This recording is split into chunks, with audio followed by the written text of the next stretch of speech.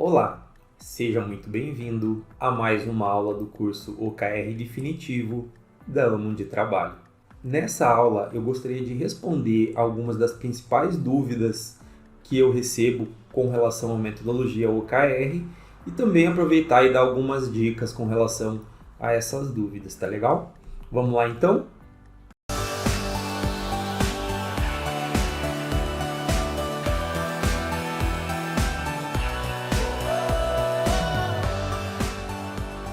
E a primeira dúvida que a gente tem aqui, ou a primeira pergunta no caso é: por que você não recomenda definir OKRs individuais? Bom, eu já comentei sobre isso, né?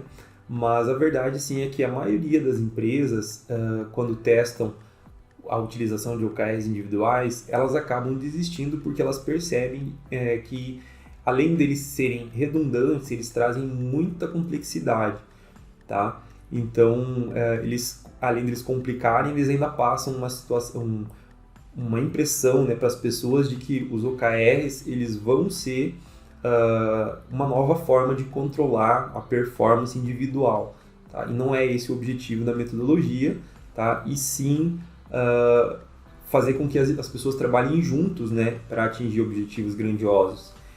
E utilizando esses OKRs individuais, pode acontecer de você tirar esse foco, né, e fazer com que as pessoas, então, elas acabem focando nos seus próprios OKRs e objetivos, né, e deixem um pouco de lado a visão daquilo que, no caso, aquilo que é mais importante, né, para a sua equipe e para a empresa, para os objetivos da organização, tá? Então, novamente, aqui a minha sugestão seria não utilizar, porém, né, você pode fazer um teste aí na tua equipe, ver como que funciona.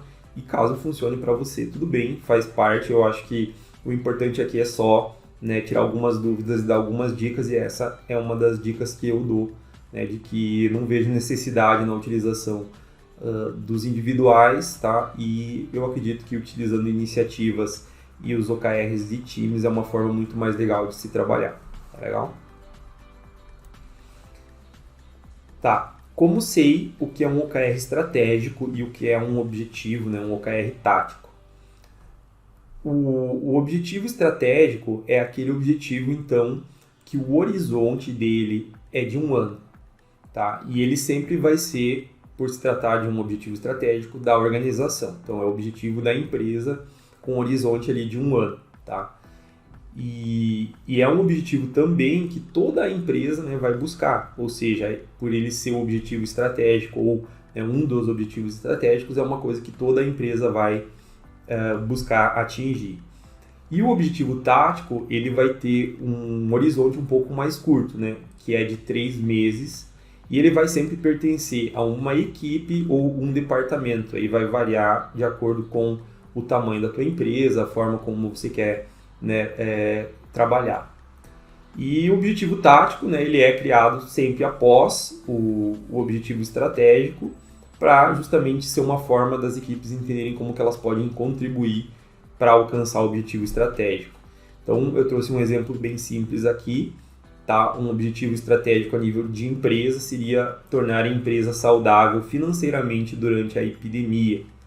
E um dos key results poderia ser gastos com operações, né, menor do que 450 milhões. E o nível tático, então, o objetivo tático a nível de equipe, né, por exemplo, do marketing, seria aumentar a eficiência de custos de marketing, onde teria alguns resultados-chave ali justamente para auxiliar naquele objetivo estratégico da organização, tá? Então, é a forma que uma equipe vai ter de definir taticamente, né, a cada 3 meses, como que ela vai estar contribuindo para o objetivo estratégico da empresa. Outra dúvida que eu costumo receber bastante é: como que eu crio OKRs para algo que não é mensurável? Tá? Normalmente nessas situações é porque você está olhando para o aspecto errado daquela situação que você quer alcançar, do objetivo que você quer criar, tá? Porque quase tudo pode ser medido. A questão é o que você se pergunta na hora de criar os resultados-chave, né? Então, se você começasse a fazer perguntas, por exemplo, como saberei quando o meu objetivo foi alcançado? Né? Esse tipo de pergunta, ele ajuda você a entender o que você vai ter que medir para poder entender se você está indo ou não em direção ao teu objetivo, tá? E a gente sempre procura escolher os resultados-chave, então, com base, né, em resultados mesmo. E com métricas, assim, de coisas que a gente não possui um controle direto, mas que a gente pode influenciar através de ações, né, atividades, iniciativas. Então, sempre se pergunte isso, tá? Como saberei quando o meu objetivo foi alcançado? E sempre pense em métricas que você não possui o controle, ou seja, você não vai agir diretamente sobre aquilo, mas sim você vai influenciar aquela métrica através de alguma atividade ou ação que você fizer, e é essa métrica que a gente está buscando, tá? Posso adaptar a metodologia para a cultura da minha empresa? Esse é um dos erros mais comuns que as empresas, os líderes cometem quando estão inserindo, né, a metodologia OKR. O que acontece? Normalmente a empresa ela não possui nenhuma forma nenhum sistema de gestão de metas, né? Ou ela possui alguma forma de gestão de metas onde as metas são definidas de forma top-down, ou seja, os líderes e principais gestores da empresa definem as metas e os colaboradores apenas são informados das metas que eles precisam atingir, tá? E se você tentar utilizar a metodologia OKR dessa mesma forma, você vai estar quebrando toda a estrutura, né, a ideia por trás da metodologia. E eu já vi muito isso acontecer, eu já vi o líder pegar o BSC dele e transpor para os OKRs ali sem nenhum tipo de participação da equipe, por exemplo. Tá? Da mesma forma que ele faria ali no BSC, por exemplo. Tá? E quando você deixa de lado, então, né, as bases do OKR, como a transparência e o engajamento baseado num modelo mais horizontal de gestão, né, que é os dois lados, né, você define metas top-down, as estratégicas, né, e bottom-up, as táticas, né, se você não fizer isso, você não vai estar utilizando de fato a metodologia OKR, né, você vai estar simplesmente chamando de OKR, mas você vai estar tratando de uma outra forma, tá? E a gente pode saber se a gente está ou não implementando bem a metodologia na nossa organização quando a gente enxerga a participação das equipes e das pessoas na hora de construir os OKRs, né, de acompanhar os OKRs, de apresentar os resultados, né? Então é nesses momentos que a gente percebe se as coisas estão, né, de fato sendo incorporadas na cultura corretamente ou não, tá? Então é muito importante que a gente não adapte, né, a metodologia para a cultura e sim faça adaptações necessárias de acordo com o contexto, né? Que eu preciso ter uma cadência um pouco diferente, né? Porque o meu contexto é diferente, eu vou criar um número maior ou menor de OKRs, de resultados-chave, tá? Isso aí, ok. Agora, perder as bases, né, da metodologia, como transparência, engajamento, participação, colaboração e tal, isso não pode acontecer, tá? A gente não pode adaptar essa parte. As metas, elas precisam ser definidas com participação das equipes, das pessoas, né? Os líderes mais sêniores podem trazer os critérios, né, as prioridades e tal, os pontos que talvez sejam importantes para serem definidos, e a equipe em cima disso vai definir os seus OKRs, tá? Então precisa ter esse trabalho em conjunto mesmo. Outra dúvida bem comum: posso utilizar a metodologia sem o apoio do restante da empresa? Por se tratar de uma metodologia que vai impactar diretamente na cultura, é muito difícil e eu, até certo ponto, não sugiro que você faça, tá? Porque você vai estar saindo de um modelo tradicional de gestão de metas ou até de gestão de atividades para um modelo, né, mais compartilhado e colaborativo, tanto de definição de metas como de trabalho mesmo, né? Principalmente se você for utilizar ali o Kanban, né, conforme a gente viu e tal. Então, quando você faz isso sem o apoio, por exemplo, do CEO ou dos sócios da empresa, se eles não estão realmente comprometidos em utilizar a metodologia ali na empresa, é muito provável que você vai ter uma perda muito grande de tempo, né, e também de recursos, né, e enfim, a metodologia não vai funcionar direito e na melhor das hipóteses ali você vai conseguir impactar uma pequena equipe ali que está utilizando a metodologia, tá? Então é importante que todo mundo esteja a bordo, tá? Principalmente as pessoas que realmente são os líderes, né? Os líderes da empresa, como os sócios, né? Enfim. Tá? Então o comprometimento também das pessoas é essencial, da mesma forma que você não consegue fazer sem os líderes também não conseguem fazer sem os colaboradores, porque, como a gente viu durante o curso todo, né, se trata de uma forma colaborativa de você definir metas, acompanhar metas e buscar resultados, né? Então, se os colaboradores, as equipes não estão a bordo, né, não estão querendo ajudar ali, entendendo a metodologia e auxiliando, também não vai funcionar. Realmente é uma situação que toda empresa precisa se envolver, tá? E para que esse comprometimento ocorra, então, né, muito provavelmente vai ter que existir treinamentos, workshops, tá? E pelo menos uma pessoa, então, que a gente chama de campeão, né, vai ser o campeão dos OKRs ali, champion, né, que vai ser a pessoa que vai auxiliar, né, tirar dúvidas, acompanhar para ver se a metodologia está andando certinho, né, que vai fazer treinamentos e workshops com as equipes, né, para ensinar como que funciona, né, etc. Pode ser uma pessoa, pelo menos, né, ou uma equipe, aí vai depender da disponibilidade que a empresa tiver.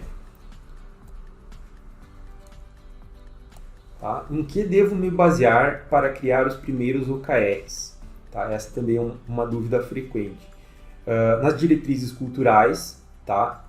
Que é onde a gente vai entender, assim, vai tentar transmitir, né, para os OKRs assim, o propósito da empresa, a missão, a visão e os valores. Então, você vai olhar ali e vai tentar entender, né, o que a empresa está buscando, né, o que ela tem como diretriz cultural, tudo que aconteceu, né, a missão dela, o que aconteceu nos últimos anos, né, os sucessos e os fracassos e tal. O planejamento estratégico também é muito importante, né, ali você vai ter algumas bases que você vai poder buscar, como, por exemplo, os fatores críticos de sucesso, né, os pontos ali da matriz SWOT, né, enfim, várias informações ali do planejamento estratégico mesmo, da empresa, tá? E daí, com base nisso, né, você vai poder alinhar, né, com todos os colaboradores esses objetivos e toda a empresa no final das contas, né, porque você vai ter ali desde do planejamento estratégico dos OKRs até o tático com os colaboradores e as equipes, tá? Todos os OKRs devem ser desafiadores e aspiracionais? Então, essa é uma dúvida frequente mesmo e faz sentido, porque quando a gente fala das metas, né, da metodologia, do OKR e tal, a gente sempre fala, né, que os OKRs eles incentivam as pessoas a buscarem metas audaciosas, né, tem o Moonshot, o Stretch Goal lá, que a gente faz as metas esticadas, né, para tirar as equipes realmente da zona de conforto. O problema é que quando a gente faz somente esse tipo de meta, né, a gente cria somente objetivos e metas que são extremamente desafiadores, né, apesar de eles serem ali motivacionais e tal, a gente vai gerar alguns problemas. Então, o ideal é que a gente tenha aqui um equilíbrio, tá? Então, na construção dos objetivos da organização e dos times, a gente tem que ter os objetivos aspiracionais, né, esses que motivam e tal, que são audaciosos, mas também os operacionais, tá? E trabalhar com os dois tipos é o que eu indico, porque é uma forma mais equilibrada, assim, de você trabalhar com os dois lados que você precisa, né? Você não pode querer também que todos os seus objetivos e metas sejam extremamente audaciosos e tal, e esquecer da parte mais operacional que você precisa ali para fazer a empresa, né, funcionar corretamente, tá? Então, os objetivos aspiracionais você vai usar quando você vê que o contexto é o correto, né? Você vê ali que é uma oportunidade boa e para trazer o propósito, né, para as pessoas, motivar os times e trazer uma meta mais desafiadora, né, para fazer a equipe mesmo sair da zona de conforto, às vezes ter que se reinventar para atingir o resultado, né? E aqueles operacionais que também vão ser os principais objetivos, indicadores da empresa que a gente precisa acompanhar, né, e estar sempre ali tentando superar eles diariamente. Então, os dois, né, você tem que ter tanto os desafiadores e aspiracionais quanto aqueles objetivos mais operacionais, né, que a gente precisa controlar e buscar para manter a empresa. Devo realmente criar uma cadência de acompanhamento? Essa é uma dúvida bem comum também, e como a gente viu na aula sobre a estrutura e a cadência dos OKRs, a cadência é sim muito importante, tá? As empresas que não fazem esse planejamento, né, eles acabam perdendo, não conseguindo incluir o OKR na rotina das pessoas, né? E com isso os OKRs eles são definidos, mas são esquecidos. E dessa forma a metodologia não funciona, tá? Então a cadência ela garante que a gente vai ter ali reuniões, né, ou cerimônias e tal, que você vai estar trabalhando os OKRs com certa periodicidade ali, as equipes também, de forma colaborativa, né, e sincronizada, tá? E isso vai também, ao mesmo tempo, aumentar o engajamento, né, e fazer com que essa cultura colaborativa, com o tempo, se torne, né, parte da própria cultura da empresa, né? É essa a intenção por trás da metodologia. Então, quando a gente fala da importância da cadência de acompanhamento, né, ela é sim muito importante, como a gente já viu. É necessário ter alguma equipe para acompanhar a metodologia? Sim. Tá? A metodologia não é simples de ser utilizada. Ela é uma metodologia que não é difícil de se entender a ideia por trás, mas a partir do momento que a gente vai trazer para a realidade, a gente vai ter inúmeras dificuldades, né, que são normais quando a gente está tentando mudar a cultura, né, da empresa, a forma com que é feito, às vezes até a gestão, né? Então é importante que a gente tenha uma equipe, ou pelo menos, né, um líder OKR, um campeão OKR, como a gente chama, que vai ser o responsável por garantir a execução certa da metodologia, né, auxiliar as equipes ali a entender qual é o momento melhor de fazer uma reunião, um check-in e tal, né, ajudar na construção das metas, dar suporte, né, fazer treinamentos e workshops para as equipes quando necessário, né. Então é importante ter uma pessoa assim dentro da empresa, tá? E uma das dicas que eu trago é a seguinte, devido à importância, né, e devido a ser um papel que vai ser necessário por um longo período de tempo também, teria que ser alguém da própria empresa, tá? Se for uma pessoa, né, se for uma equipe também, mas se for uma pessoa teria que ser de dentro da própria empresa, uma pessoa com perfil de liderança, né, e que tenha interesse, né, nisso, que goste de fazer isso, tá? E se você perceber que uma pessoa é pouco, né, por causa talvez do tamanho das equipes ou da quantidade, né, de setores e tal, você pode utilizar um número maior de pessoas também, né, sem problema algum, é até indicado, tá bom? Devo utilizar a metodologia em toda a empresa? Aqui a resposta seria sim, tá? A metodologia ela pode ser utilizada em toda a empresa. Agora a questão é, eu devo começar por toda a empresa, né? Como eu já mencionei durante o treinamento, também não é uma coisa que eu aconselho, tá? Eu sempre aconselho você a começar ali pelos líderes mais sêniores, selecionar algumas equipes, né? Para começar. E depois, conforme os ciclos forem, o primeiro ciclo ali terminar, você vai fazer uma avaliação do que funcionou, o que não funcionou, e de repente você pode ir aumentando e expandindo outras equipes ali conforme os trimestres forem passando, tá?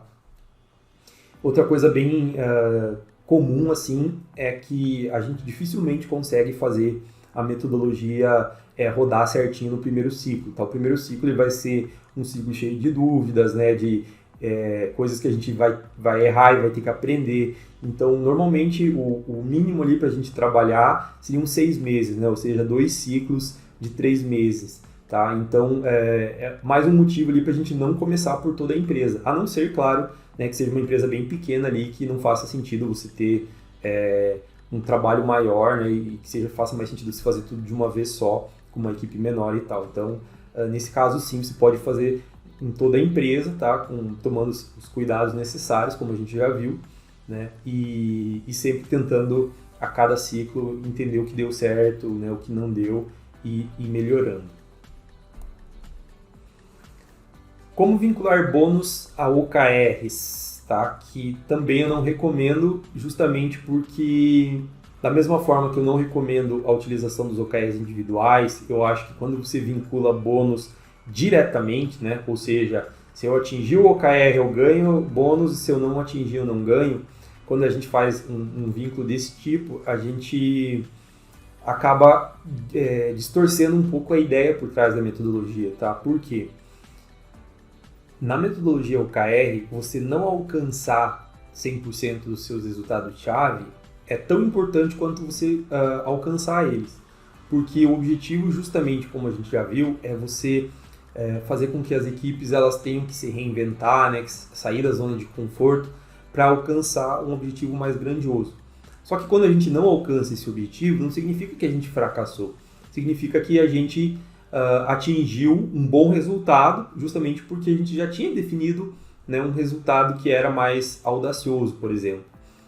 Então, quando a gente trata o não atingimento dos OKRs como um problema, no caso, né, a gente vai estar punindo as pessoas que estão realmente se empenhando em atingir metas audaciosas, né?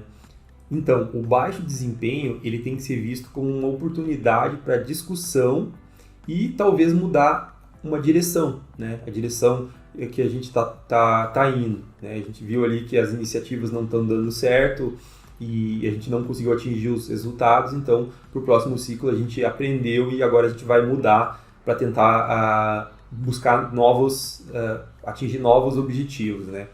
Então, é importante que a metodologia possa ter esse aprendizado. Quando você vincula isso diretamente com dinheiro, você vai estar incentivando as pessoas, né, a definirem metas fáceis ali para tentar conseguir um bônus. Você vai estar penalizando principalmente aquelas pessoas que tentaram algo mais, né, e não conseguiram. Então, não é essa a ideia. Então, se você for vincular bônus com os resultados dos OKRs, faça isso utilizando os OKRs talvez como um dos critérios, né, junto com alguns outros que você pode ter, né, para decidir então se a equipe, né, vai receber ou não algum tipo de bônus. E para finalizar aqui, eu queria responder a pergunta que eu mais escuto, né, que é quantos objetivos minha empresa deve ter? Quantos objetivos eu devo definir para minha equipe? Tá? Então, assim, como eu falei já durante o treinamento, existem as boas práticas, tá? Ninguém vai impedir você de criar muitos objetivos ou poucos objetivos. Assim como ninguém vai impedir você de criar, sei lá, 10 resultados-chave para um objetivo, tá? Mas aqui é importante você entender a metodologia para que você consiga, né, entender também o contexto da tua empresa, da tua equipe e fazer essas adaptações necessárias. Tá? Então, por exemplo, uma empresa ela pode ter um OKR definido por um longo período de tempo, tá? De 5 anos, que seria um OKR, a visão da empresa, né? Seria um OKR a se olhar por um longo tempo, né? Vários anos, e você ter, por exemplo, 5 OKRs definidos anualmente para cobrir a estratégia da tua empresa. Tá? Eu sempre indico que você tente ter o menor número possível, né? Às vezes 3, né? Mas se por um acaso não conseguir 5 OKRs, né? Pode ser a solução para a estratégia da empresa, né? Para ser definido pro ano. Tá? E para os grupos do departamento a mesma coisa, você vai ter até 5 OKRs, né? Eu sempre sugiro também de 1 a 3, tá? Mas pode ter 5 e sempre alinhado aos objetivos da empresa, tá? E cada OKR, né, seja ele da empresa, né, ou de um grupo, ou seja, esse OKR de longo prazo, né, que a gente vai ter, eles têm que ter no máximo 5 resultados-chave, tá? Isso é o que a metodologia propõe. Então, se você quiser utilizar, né, um pouco mais, você até pode, mas eu não indico, né? Sempre busque utilizar, no caso dos objetivos, tentar criar um menor número possível para você manter o foco e nos resultados-chave, né, tentar ter pelo menos de 3 a 5 ali para você conseguir saber mesmo se você está atingindo o teu objetivo ou não. Eu acredito que 1 ou 2 resultados-chave não são o suficiente, tá, para você, em muitas situações, enxergar se você está ou não alcançando o objetivo que está proposto ali. Eu espero que essas dicas, né, e essas respostas para essas perguntas que eu trouxe aqui ajudem você também, né, a entender a melhor forma de utilizar a metodologia na tua equipe, na tua empresa. Espero que você tenha gostado dessa aula. Um grande abraço.